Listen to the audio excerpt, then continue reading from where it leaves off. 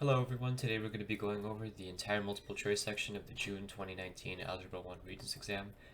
Just a quick note that I am using a TI-84 plus CE graphing calculator while making this review video, and we're going to be starting off with number 1, which asks us that expression W4 minus 36 is equal to what? Well, one way you could do this, you could say W is equal to 2, and then you could plug in values and see which one of these choices adds up to this or matches with that, right? Or another way you can do this, and the way I'm going to do this, is whenever I see W4, I'm going to notice that it's a perfect square, right? Whenever I notice 36, I know 36 is a perfect square. And there's this formula, a squared minus b squared, right? When you're subtracting two perfect squares, you know it's going to equal to the square root, right? Or actually, it's going to be equal to a, not a squared, but just regular a, or radical a squared minus radical b squared, and then times radical a squared plus radical b squared. That's all. In other words, just take the square root of them, subtract them, and then add them, and then multiply those two things together, right? So we're just going to go ahead and do that. What's the square root of w to the power of 4? That's w squared. Square root of 36, right, is going to be what? It's going to be 6, so w minus 6 times w plus 6. W squared plus 6. And that is answer choice number 4. Moving on to number 2, it asks us that if f of x is equal to 4x plus 5, what's the value of f of negative 3? All this is saying is that whenever you have an f of x, right, and they define the function, and then they give you f of a number, all that means is then plug this number for x, right? Whatever's in the parentheses is now your new x value, right? So if they're asking for f of negative 3, plug in negative 3 for this equation, right? F of negative 3, or the y value when x is negative 3, is going to equal to 4 times negative 3 plus 5. That's negative 12 plus 5. It's negative 7, right? Moving on to number 3, which relationship is not a function? Remember, for something to be a function, each x input has to have only one y output. So if we look here, which one of these matches it, or which one is not a function? So we're trying to look for something that breaks this, right? So starting with number 1, right? Let's see if each x input has one y output. It does, right? So this is a function. It's asking which is not a function, right?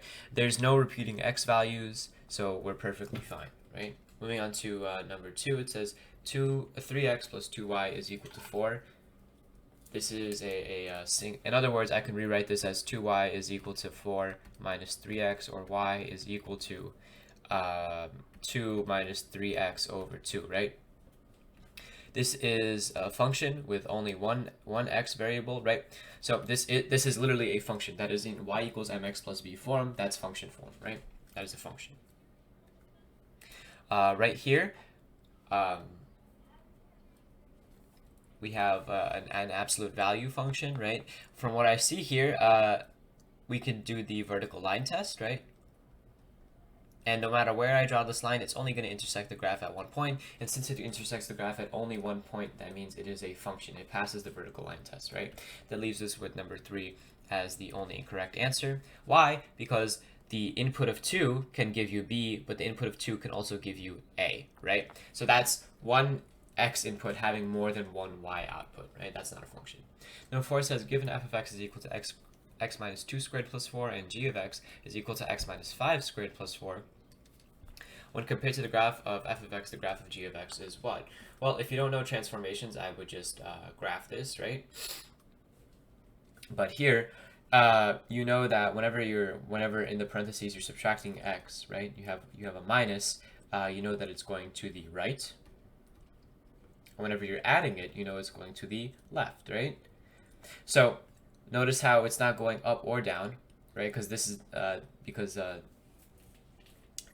this value isn't changing, right? Rather, it's going more to the right, right? How do you get from negative 2 to negative 5? you subtract 3, and if you subtract 3, you go 3 more units to the right.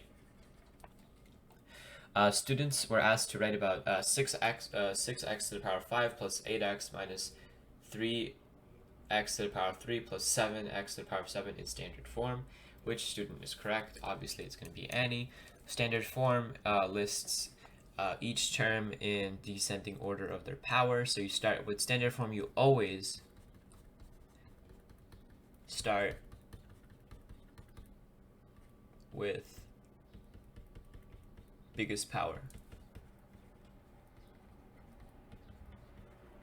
Right?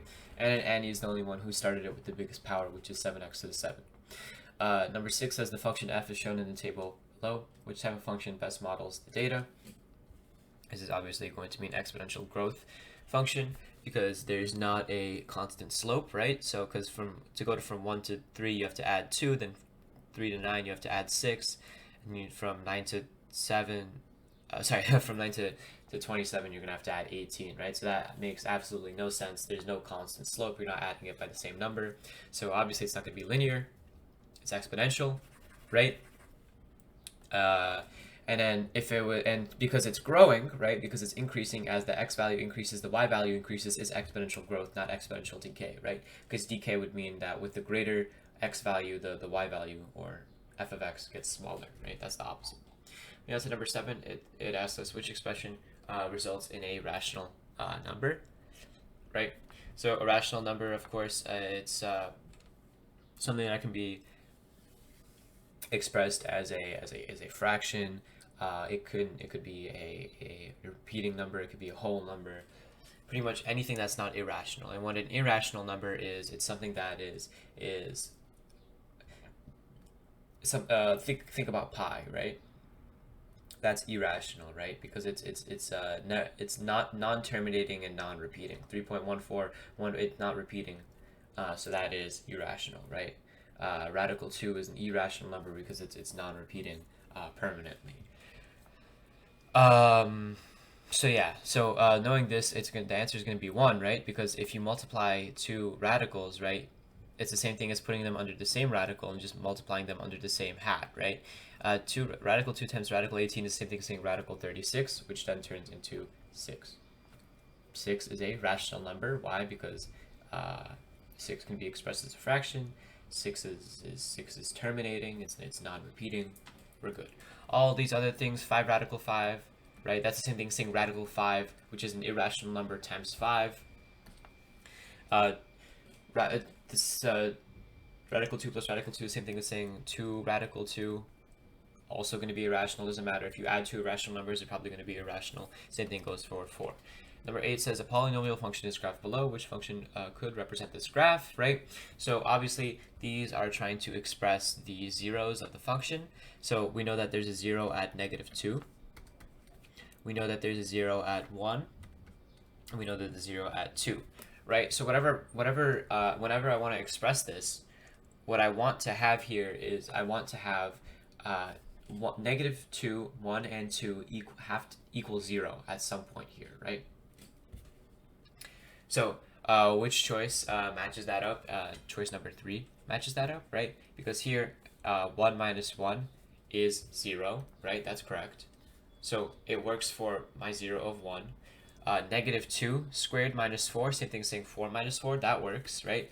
2 squared minus 4, which is 4 minus 4, also works for 0, right? Everything else here does not give you 0 for every single value, right? 1 plus 1, that would give you 2, so 1 wouldn't work there. This would work for 1, but when you have 2 squared minus 2, right, 4, that would give you 4 minus 2, which is 2, not 0, right? So moving on to number 9, it says when solving p squared plus 5 is equal to 8p minus 7, Kate wrote p squared plus 12p is equal to 8p. The property she used is what? Well, she used the addition property of equality, right? All she did was she added 7 on both sides, right? That's all. It's not the commutative property because it's going across the equal sign. What it is the addition property of equality, because if I want to add 7 to one side, I'm gonna have to add 7 to another side in order to make it equal. That's all. Moving on to number 10, it says that David wanted to ride an amusement park wanted to go on an amusement park ride. The sign posted at the entrance said you must be greater than 42 inches tall and no more than 57 inches tall for this ride, which inequality would model the height x required for the amusement park. So it says you must be greater than 42 inches tall, so obviously x is going to have to be greater than 42, right? So we could automatically eliminate 2 and 4 because it's saying that you have to be that pretty much saying that 42 is greater than x. 1 and 3 are saying that x is greater than 42, right? And it's saying no more than 57 inches, no more than is less than or equal to sign. You should know that for just math vocabulary. And number 1 is the right answer, right? Number 3 is the wrong answer because it gives you, you're asking for an interval here, right? It's which inequality would model the height required, right? There's no or here, right? As long as you fit between these two values, you're going to be fine. Right here it's saying that if you're bigger than 42, you're fine, or if you're smaller than 57, you're fine, right? That's not necessarily inequality. That's more like a condition, right? This is the inequality that we're asking for. Number 11 says asks which situation can be modeled by a linear relationship.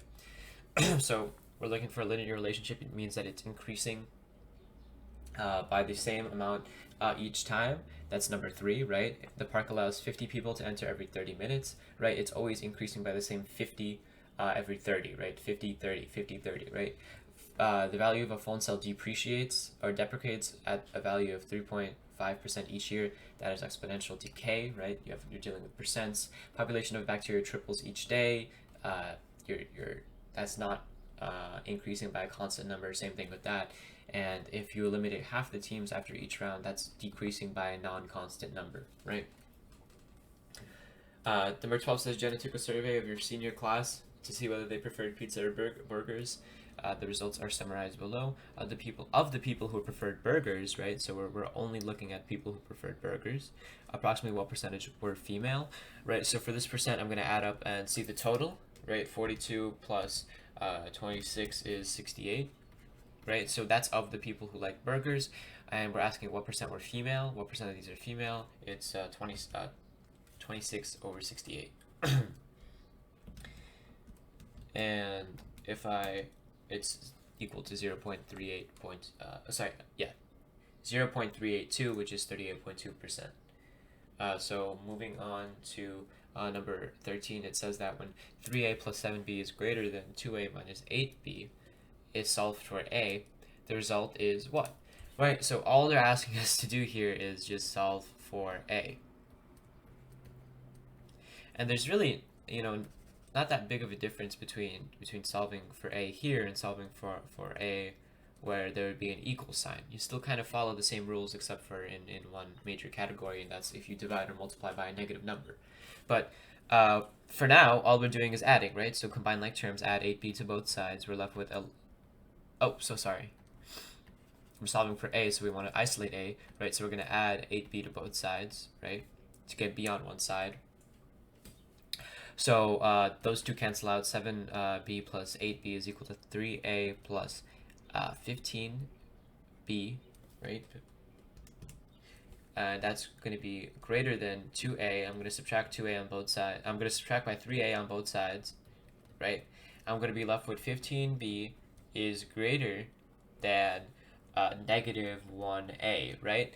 But everything is in terms of positive a, so I'm going to divide everything by negative 1. I'm going to be left with negative 15b is less than a, right? And because I divided by a negative sign, I have to flip this inequality, right? So I'm left with negative 15b is less than a, right? Or a is greater than negative 15b. Moving on to number 14, it says that 3 functions are shown below. Which statement is true? Right? So it's saying that b and c have the same zeros. Well, the zeros for b is negative 2 and negative 6, right? We're looking for when either one of these is equal to 0. And the zeros of c are going to be 1, 2, 3, 4. It's going to be negative 4 and negative 2, right? That's not the same. A and b have the same y-intercept. do they? Well, obviously they don't, right? Because this is going to, if you graph this, and I'm going to graph it right now on my calculator, 3 over 2x plus 4, this y, the y-intercept automatically, I don't even need to graph it, it's 4, right? But when I graph this equation, x plus 2 times x plus 6, right? My y-intercept is all the way up at like 10, right? So if you just plug it in, it's your calculator. It's not the same thing. B has a minimum, and B and C, B has a minimum and C has a maximum. That appears to be the case here, right? Because when I graphed B, what I found was it went like that, right? So it goes to infinity, and then it has its smallest number at here, right? This one goes to negative infinity, right? And it has its greatest value at here. So this has a maximum, right? And this has a minimum. This cannot have a minimum because the minimum is negative infinity, right? It goes on and on and on forever and ever and ever. So there's never going to be a value that it's smallest because it goes on forever. With this one, it goes up forever. It increases in value forever. So there's never going to be a maximum, but there is a minimum when it goes down, right? So moving on to number 15, it says that Nikki's sister is 7 years less than twice Nikki's age. A, the sum of Nikki's age and her sister's age is 41. Which equation represents this relationship, right? So we're saying that she's 7 years less than twice her age, right? 7 years less, that's 7 minus, and then twice her age, right? Twice then something is the same thing as saying 2a. So really it's 2a minus 7, right? Because this is most likely going to give you a negative number. 2a minus 7, right? The sum of Nikki's age and her sister age. So this is Nikki's sister, right? And if you add this sister's age, right, with Nikki's age, which is A, you get 41, right? So which one of these represents that? It's choice number 2, right? Number 16 says that the population of a small town over 4 years is recorded in the chart below, where 2013 is represented by x equals 0. Important information. The population p of x for these years can be modeled by the function a to the power of a times b to the power of x, where b is rounded to the nearest thousand. Which statements about this function are true, right? So they give us the format of the formula, right? And now they're simply asking us which values should I plug in for a, which is the true value of a, which is the true value of b.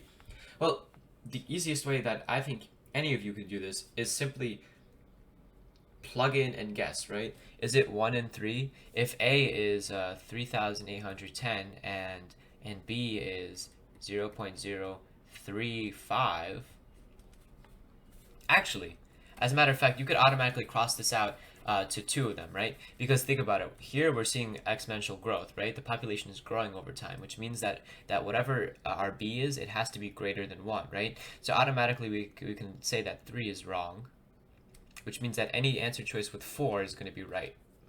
Because 1.035, that's going to, 1.035 is going to make sure that we decrease by a big number each year. 1.035 means that we're growing by 103%. That's all, right? So now we're just looking for the right y value, and we know that 2013 is when x is 0, right? So remember that anything to the power of x, right? Sorry, anything to the power of 0 is 1, right? So if b to the power of 0 is always going to be 1, right? So in 2013, we're left with just 1a, right? And we have 3,810, right? So if it's saying that a is equal to 3,810. So that's 1 and 4, right? You don't even need to plug in values. You could just logic this one out. 17 says that when written in factored form, 4w squared minus 11w minus 3 is equivalent to what, right? So it's literally just asking us to factor this out for them, right? 2 ways you could do this. You could actually factor it out like I'm going to do it here, or you could just plug in w is equal to 2 into any one of these functions and see whichever matches up. I'm going to go ahead and I'm going to try to factor it, right? Because I have a coefficient, I'm going to have to multiply this by my last term. So really, I'm looking for a number, 2 numbers that multiply to negative 12 and add to 11, right? So trying to think of what those two numbers can actually be. It can't be 6 or 2. It can be, actually, it can be negative 12 and 1, right? Because negative 12 times 1 is negative 12, right? So now we rewrite this with these two coefficients. So 4w squared, we keep the 4w, then we subtract it by 12x, we add 1x, and we subtract 3, right? Now we just have to factor this out. Factor out 4w, you're left with w minus 3. Oh, I don't know where I got the x from. I should just... I'm so used to these problems giving me x. It's 4w, right? So here we have 4w, open parentheses, w minus 3, because we just factored it out. All we have to do here is just factor out 1, right? Yeah, all we have to do here is factor out 1, so w minus 3, right? You're going to be left with 4w plus 1, right? Because we put the things outside of the parentheses inside of parentheses. That's positive 1 and positive 4w, right? And we keep the things inside the parentheses inside, right? That's going to give us 4w plus 1 times w minus 3. Moving on to number 18, it asks which ordered pair does not represent a point on the graph of y equals 3x squared minus x plus 7. Literally, all this is asking you is plug in this x value and see if it has this y value. Plug in this x value, see if it gives you this y value, right? So the obviously the answers to this one is going to be 3 once you do that. When you plug in x is equal to 1.25, your y value is going to be 10.25, and since those two values match, you know you have your right answer. Number 19 says that given the following three sequences, which ones are arithmetic sequences, right? So arithmetic sequences means that you're adding something, right? Your common difference is something that you add to each other. So here, if we look at number 1, we're adding 2. Here we're adding 2. Here we're adding 2, right? So this is an arithmetic sequence because they're just continually adding 2 to it, right? Number 2 is not an arithmetic sequence. Why? Because you're multiplying by 2. 2 times 2 is 4. 4 times 2 is 8. 8 times 2 is 16. Right? That's a geometric sequence. Your common difference is a multiplication sign. You should be an addition. And then 3, this is a recursive sequence, but technically that does fall under arithmetic, right? Because you're just adding 2 to the last term, right? You're still adding. That means it's an arithmetic sequence. So your answer is 1 and 3 only. Number 20 says a grocery store sells packages of beef. The function C of W represents the cost in dollars of packaging of beef wedging W pounds. The most appropriate domain for this function would be what? Well, when we're talking about beef, right? CW represents the cost and the package of beef weighing W pounds, right? So W is our X, so and if we want to find the domain for this, we're finding what's the domain, what's the range of values that X can actually be, W can actually be, right? So let's think about it. It doesn't always, it has to be positive, right? Automatically, it has to be positive. You can't have negative 1 pounds of beef, right? So you can pretty much eliminate rational numbers and integers because both of those allow for negative numbers. When we want to define the domain, we want to be as specific as possible, right? Those just say integers, rational numbers, they can be negative. You can't have negative 1 pounds of beef, right? So we're left with positive integers and we're left with positive rational numbers. The answer to this is obviously going to be positive rational numbers because positive integers, this kind of limits us in terms of our beef, right? I think the thing with integers is that integers don't include the values in between numbers. In other words, integers do not are only whole numbers, right? Can't be expressed as a fraction. But if you think about it, I can have 2.5 pounds of beef, right? I can have 2.5 pounds of beef. Beef doesn't always the weight doesn't always have to be a whole number, right? So it could be a positive rational number because that allows for the possibility of fractions, right? Number 21 says that the roots of x squared minus 5x minus 4 are what? So whenever we're asking for the roots, we're pretty much asking for the zeros of this, right? And it's asking us to factor it out. I'm going to try factor it out regularly. I'm going to try to find two numbers that multiply to negative 4 that add to to 5. I really cannot think of any numbers right now, right? So I'm just going to use discriminant, which is negative b plus minus radical b squared, right, plus minus 4ac over 2a, right? Oh, this is a minus actually, right? So it's negative b squared minus 4ac over 2a. I know from here my a value is 1, my b value is negative 5, and my c value is negative 4. If I plug all of those numbers into this equation, I get our answer choice 2. Really easy, just plug it in, right? The following table shows the height in inches of the players on the opening night roster of the 2015 to 2016 New York Knicks, right? The population, and it gives you like 80, 84, whatever, not. And it says the population standard deviation of this data set is approximately what? If you have a calculator, and you will have a calculator for this test, you can go into stats, you can press edit, you could input all this data into one list, then you can go into second, you can go into stat. Once again, you can go calc, and you can go one variable stats, and it'll give you the standard deviation in there, right? Which is I think it is the symbol with the X with the hat on it, but I'm not. Yeah. Either way, what I'm saying is that this is done doable by your calculator. Moving on to number 23, it says a population of bacteria can be modeled by the function f of t is equal to 1000, 0.98 to the power of t, where t represents the time since the population started decaying, and f of t represents the population remaining bacteria at time t. What is the rate of decay? The rate of decay is going to be 2%, right? Think about this. It's p1 plus minus r to the power of t, right? If we have 0.98, right, 0.98 is equal to 1 minus r because it's decay. If you just solve for r is equal to 0.02, which is 2%. Last question, it says that bamboo plants can grow 91 centimeters per day. What is the approximate growth rate of the plants in inches per hour? All you have to do here is you just have to set up a proportion, right? So we have 91 centimeters, right, over 1. I want to convert this into inches, right? So I'm going to put 2.54 centimeters per inch, right? Inches per centimeters, right?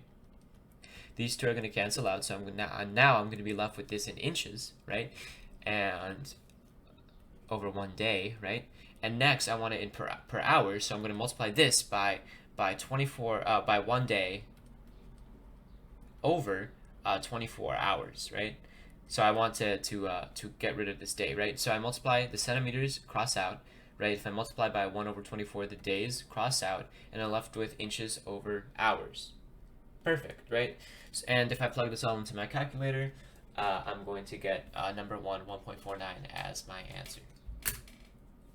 Cool. So that's all 24 questions for this test. For those taking this test tomorrow, I wish you the best of luck. And if you like what you saw, if you already have any comments, questions, please leave them in the comment section. If you like what you saw, feel free to leave a like on the video and subscribe for more. I hope you have a wonderful day.